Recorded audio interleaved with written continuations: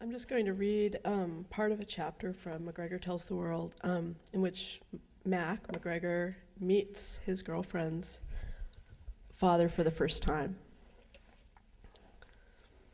Driving out of Redwood City, past the neon martini sign and the do-it-yourself dog wash, past the shrill used car lots and the diesel clouds of tractor trailers idling on side streets for the night, he happily joined the crowd going north on 101. He never tired of approaching the city.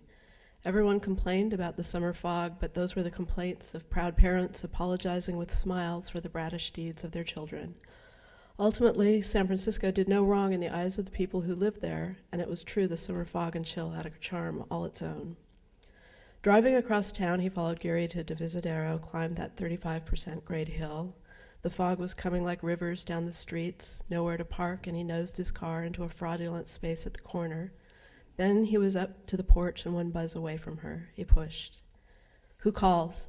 The terse male voice on the intercom startled him. He felt pimply and adolescent. "Hi, I'm looking for Carolyn," he faltered. "Who is this?" Who should he say he was? No choice? Mac West. The connection was severed while the cold air found every warm spot on his skin, and when the door opened, he found himself standing in the presence of the man himself, Charles Ware. Mac recognized the sensitive face from the back of Tangier, a face that had helped create the mystique surrounding the book. The real Ware was now a man who looked rather like an aged boy, a pituitary case, a replica of his former self with too much skin. Puttied old cheeks crowded his small features, blue-gray slugs rested beneath his eyes, thin, monkey red hair sprouted from the roof of his immensely admired brain. The man didn't look so bad, really, once Mac had cleared his mind of the initial comparison, maybe even kind of dapper. "And you are?" "Friend of Carolyn's." Apparently Carolyn had not prepared her father for his visit, McGregor West. Ware looked as surprised to see a friend of Carolyn's as his wife had the week before. "Is she expecting you?" "Yes, she is." "Then come in." Two young men were shadowing Ware. One was tall, bearded, and wan, and looked like someone in an old daguerreotype from the Klondike. The other wore a brown velour suit and had a long gooseneck with a flickering Adam's apple at the center of it. He said, "Daniel LaPlante," and the tall, wan fellow said, "Tom Rothman," and they eagerly held out their hands to shake Mac's, and he had an imposter's discomfort in shaking back. "Any relation to the Green Street Wests?" Ware asked, motioning for Mac and the others to follow him back to the library and liquor shelf. "Don't think so," Mac said.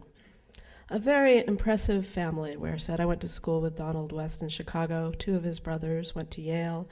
What do you suppose made all of us boys run east like that, and what in God's name made me stop in a town known for its rail yards and slaughterhouses?" "The Cubs?" Mac wondered where Carolyn was this time. "Tom has written a marvelous novel," Ware said. "I've just finished it. I'm sure it's publishable." Rothman murmured something appreciative, and LaPlante said, "I knew it. I knew this would work out perfectly." "Congratulations," said Mac. "To San Francisco," Ware said, handing them each a glass and raising his. "Home of lost causes and forsaken beliefs." "Manhattan is incredibly alive," LaPlante blurted. "Tom, you'll love it. You'll meet great people."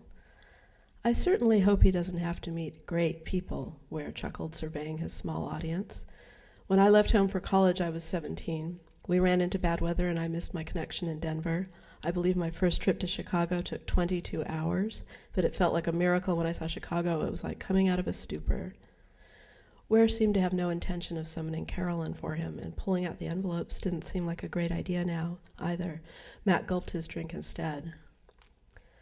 "Poor pink baby I was, I had to scour off that innocence. So did I throw myself onto the blackened streets? Hardly. I went right to the English department at the university. I unpacked and planted myself for 4 years, and when I left, I was no longer pink, and not from looking under the skirts of experience, not from seeing its hairy legs and sniffing its musky smell. Instead, I met brilliant people. I was beaten and bruised and by the best minds of my generation. Then I discovered some of the best minds. Do you know where I met Bill Galeotto? On break, not far from here, at the back of a restaurant, peeling the fatty skin off chicken in a tub of gray water. He had to work the knife so fast his hands were bleeding with cuts. I saw this marvelously handsome boy, and I started talking to him, and I discovered that he was brilliant and ambitious, and he knew no more what to do with himself than the poor plucked chicken in the tub." LaPlante laughed. Rothman said seriously, "For beauty is nothing but the beginning of terror we can barely endure, and every angel is terrible." What about Erlebnis, Mr. Ware's and Rilke's afternoon at Duino? Ware glowed. To open to experience, to be receptive, is a far cry from buying the costume of a butterfly catcher before one has studied and knows which are rare and worth catching and which are as common as flies. When young writers set out on their safaris for this Erlebnis, as you say, they mostly catch flies. Now in Chicago I wrote poetry first. As Williams put it, a poem is a small machine made of words. We were practical. We wanted to wind up our machines and march them over the world, armies of poetry, World War III, because what did we learn from the legions of muse-struck poets who destroyed themselves? We thought all that engineering, the steel girders of classical poetry, could best support our ideas, a little hocus-pocus, and each new contraption could be disguised as a mystical gem, a scarab. But I abandoned my group. I wrote a novel, and I was so successful at it, I determined I'd rather spend my life toying with the loose, baggy monster than scrubbing the scarab's back. So there you have it.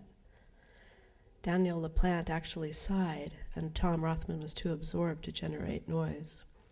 Tom asked me how I started out, where said, I'm afraid it's a subject I can talk too much about. LaPlante said, of course you have a lot to talk about. You should be putting it all into a book. Thank you.